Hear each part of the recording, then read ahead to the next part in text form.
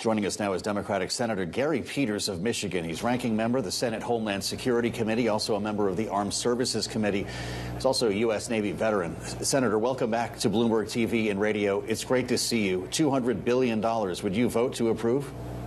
Not now. No, absolutely not. It's interesting they use the language, we're going to go back to Congress. Let's remember they never came to Congress. They never came to Congress to get authorization, as is required under the U.S. Constitution. And so that's not something that's going to happen. Right now, the Pentagon budget is roughly $1 trillion. There's plenty of money in the Pentagon budget. But if there's any hope to get my vote, they're going to have to come forward with a plan, which they haven't. They haven't come through with what does an end goal look like? What does victory look like? And quite frankly, why haven't they still executed a plan to keep the Straits of Hormuz open? We've got consumers back home are now seeing in Michigan gasoline is nearly $4 a gallon, almost a full dollar more expensive. It's continuing to go up. That's having a negative impact on families all across my state, and people are asking why, what's going on here. And now the president wants to spend even more taxpayer money, put us deeper into debt, and cause absolute chaos in the economy with rising costs. He's going to have to come to the American people and tell us exactly what's up. It's really outrageous that he hasn't done that in a way that's necessary. Well, Senator, both the president and the defense secretary today were indicating that it is a matter in part of replenishment, not just funding the war, but making sure that we have adequate stocks available for the next conflict if and when it arises. Is there not an argument to be made here around adequate military readiness and messaging to other adversaries? Well, certainly at some point that has to be made, but I would hope they actually thought about that before they went to war. Every day goes by, it's pretty clear that this has not been well thought out at all. It's outrageous that the president took us into war without having these kinds of detailed plans. I understand Israel was ready to attack, and because of their decision, the decision was made by the president to attack. But we need to wage war based on our terms, not another country's terms. Senator, we saw a statement today from the group Taxpayers for Common Sense responding to this idea of a $200 billion supplemental. $200 billion, Steve Ellis writes, is 20% of the Pentagon's budget this year, much more than the direct cost of the war so far and likely more than will be needed anytime soon.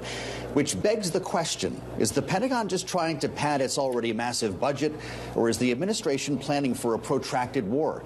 You're on armed services. What do you get for $200 billion, realizing we do have munitions to replenish? But what is the administration buying itself here when it comes to a protracted engagement? Well, those are the exact questions. Those are all good questions that have to be asked, and they have to have answers. So I said that is, no question, a lot of money. And the current budget, as you mentioned, is $1 trillion. There's an awful lot of money in that budget. And in fact, we put money in the budget to replenish our stocks that were being used to help Ukraine. And so that was a part of the $1 trillion defense budget, was to build additional munitions and to make sure that we had our stocks. Clearly, this is different now that the president's gone to war, but those kinds of things should have been thought about before you go into war, and there needs to be a clear explanation to Congress as well as to the American people. This is taxpayer money that's going to be used, and we still are dealing with the Straits of Hormuz that are closed, that are causing significant economic harm for a lot of people back home. Well, Senator, it has been suggested that in order to secure the strait, it may actually require ground personnel on the shores of Iran. On the subject of a ground troop presence here, this is actually something we heard from the Israeli Prime Minister Benjamin Netanyahu about just earlier today. Senator, take a listen if you would. In the final account, as I said, it's up to the Iranian people to show that, to choose the moment and to rise to the moment. We can create the conditions, but they have to, they have to explode those conditions at a certain point. It is often said that you can't do revolutions from the air. That is true. You can't do it only from the air. You can do a lot of things from the air, and we're doing, but there has to be a ground component as well. There are many possibilities for this ground component, and I take the liberty of not sharing with you all those possibilities. many possibilities for this ground component. Senator, is there any kind of ground component that you would support if asked in the name of the global economy, of commercial shipping?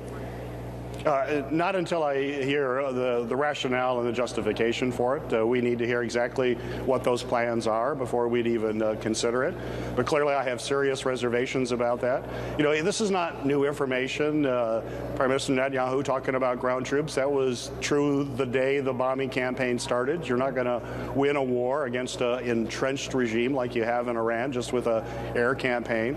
And to expect the Iranian people to step up when they are not armed, they have to fight an entrenched regime with a very brutal dictatorship at that, with military forces.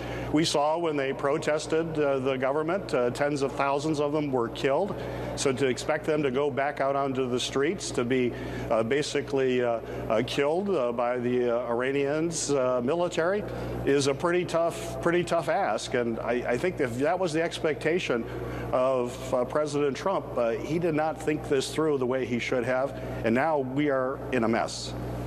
Well, reporting today from Reuters says the White House is considering deploying thousands of U.S. troops to reinforce the operation to be used, to Kailey's point, to reopen the strait, but also some other areas if we could seize the enriched uranium that's gone missing or take control of Karg Island. In this case, though, our viewers and listeners should know you weren't just a Navy sailor. You were a Seabee, so you specialized in demolition and construction, and you know what it's like to provide force protection. Would that even be possible to reopen the strait with the use of men and women on the ground, and could they be provided force protection that would keep them safe? Well, certainly the U.S. Navy, the military, has the ability to open up the straits, but you have to realize it takes a lot of assets to do that. You're going into a very dangerous environment. When you put Navy ships into the strait, it's very narrow, it's confined. That limits the maneuverability considerably with warships. You're also trying to protect tankers, which are highly flammable, easy to hit with munition, and are going to explode in a dramatic way. And so you're going to need to have force protection not just on the sea, but in the air and certainly land. So it's a significant operation. I'm not sure we have enough forces over there to do that, but we have not been briefed, certainly in the Armed Services Committee, which is where we should have been briefed, as to what assets we have and what the capabilities are for a major operation, which is this would clearly be.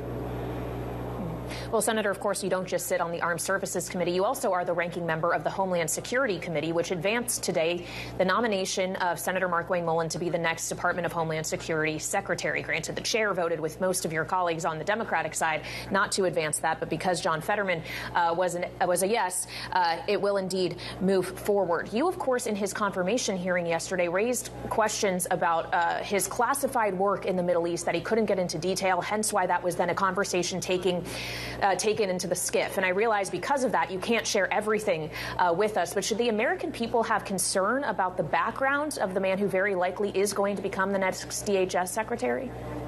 Oh, I certainly, they should have concerns. That came out in the hearing. He doesn't have a full understanding of what the department actually does. We certainly have significant concerns about his temperament.